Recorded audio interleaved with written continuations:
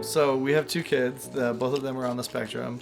Max is fairly low functioning and also has an intellectual disability that affects his daily life. Max got into a autism school, and we were really excited about it. He was at an autism preschool, and we really liked the therapies that he was getting there, so we wanted to continue that. He thrived in kindergarten. He was meeting his IEP goals. First grade happened. Once he got into second grade, it was the beginning of second grade when we first found out about the timeout rooms, or the STO rooms. And at first we didn't even know what that is. Yeah. We were like, what's an STO room? We didn't even know that was an option at the school. At first we really trusted the school. They said this has worked for so many students before, and it's clear that this is the correct way to correct behavior. And it wasn't long after that we realized this may work for other kids, but it definitely isn't working for Max. Because of his intellectual disability, cause and effect is really difficult for him. So the cause of I behaved a certain way and the effect is I go into the timeout room, he couldn't make that connection. All he knew was he was just being put in a dark room by himself. He did his best to tell us that it wasn't working and that it was bad and it was scary. He would strip naked, he would pee on the floor, he was losing weight and just didn't look good, and he was angry all the time, and he just wasn't himself anymore. They had been fighting this issue for quite some time. They had, done a great deal of self-advocacy and work with the school to try and resolve this issue.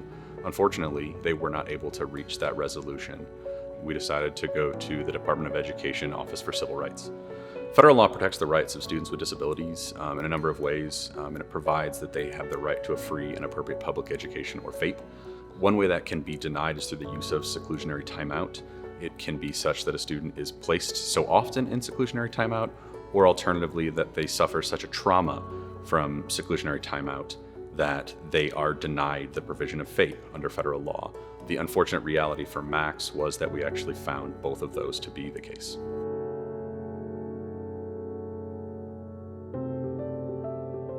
OCR essentially worked to resolve this with the school. They drafted a resolution agreement which provided that the school would update and modify its policies in the use of seclusionary timeout to not have this happen to another student, but also to provide training to all of their staff.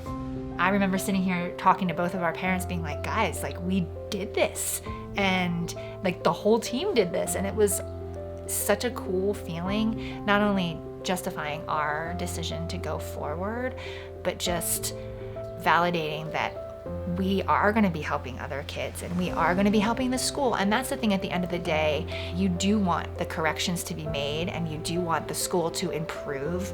You want your child in special education to have the same opportunities as kids in general education. And if that is what we did, then we did our job. The DLC did their job. It really was, at the end of the day, a really positive learning experience for everyone. What do you like, Max? Dinosaurs. Dinosaurs. What does Mom like? Unicorns. Unicorns.